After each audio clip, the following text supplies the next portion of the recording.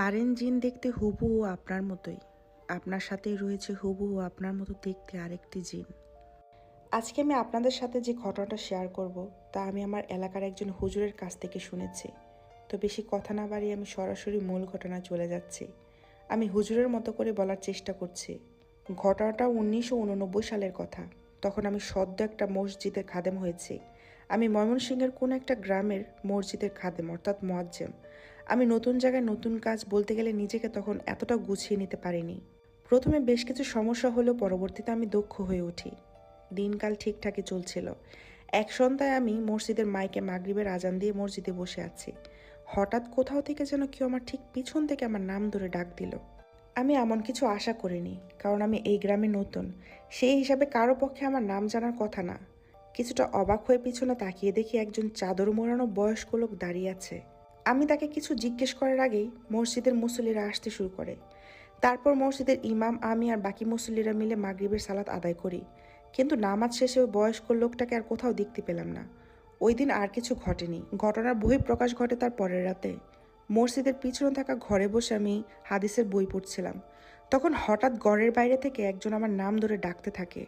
আমি বাইরে এসে দেখি ওই দিন মসজিদে যে চাদর মোড়ানো বয়স্ক লোকটি এসেছিল সেই লোকটা দাঁড়িয়ে আছে। আমি তাকে সালাম জানিয়ে ঘরের ভিতরে আসতে বললাম। তারপর জিজ্ঞেস করলাম তিনি কিভাবে আমার নাম জানেন।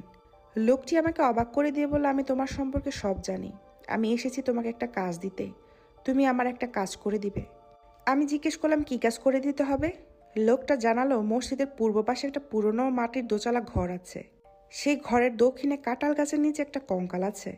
আমি সেই কঙ্কালটা ইসলাম শরিয়াত মেনে জানাজা সম্পূর্ণ করি। তার কথা কিছুই বুঝতে পারলাম না। হঠাৎ ফজরের আজানের শব্দ শুনতে পাই। ভালো করে শোনার চেষ্টা করতে গিয়ে দেখি লোকটা কোথায় যেন গায়েব হয়ে গেছে। মাথায় কিছুই ঢুকছিল না। ভাবলাম স্বপ্ন দেখেছি, কিন্তু সন্দেহ হচ্ছিল স্বপ্ন নাকি বাস্তব। সকালে মসজিদের পূর্ব পাশে জঙ্গলে গিয়ে দেখি সত্যি একটা পুরাতন মাটির দোতলা ঘর আছে, তবে তা অনেক পুরাতন। আমি কাঁঠাল গাছটার নিচে গিয়ে কিছু আন্দাজ করি। পরে বিষয়টা গ্রামের কিছু বয়স্ক মানুষের সাথে শেয়ার করি। তাদের মধ্যে একজন বলল ওই বাড়িতে হারু মিয়া নামে একজন বয়স্ক লোক থাকতো। তার সন্তান ছিল না, স্ত্রী অনেক আগে গত হয়ে গেছে। হারু মিয়ার অনেক অর্থ সম্পদ ছিল, যাকে এক রাতে কে বা কারা নৃশংসভাবে শেষ করে তার দেহ ঘুম করে দিয়েছিল। সে দেহ আর খুঁজে পাওয়া যায়নি। সবকিছু শোনার পর হুজুর সিদ্ধান্ত নেন কাঁঠাল গাছের নিচে মাটি খুঁড়ে দেখবেন। ঠিক সেই মতোই কাজ করেন। সেখান থেকে একটা পুরাতন কঙ্কাল উদ্ধার করা হয় এবং তা ইসলাম শরিয়াত মেনে জানাজা দেওয়া হয়। ওই রাতে হুজুর স্বপ্ন দেখেন সেই চাদর মোড়ানো বয়স্ক লোকটি তাকে ধন্যবাদ জানাচ্ছে।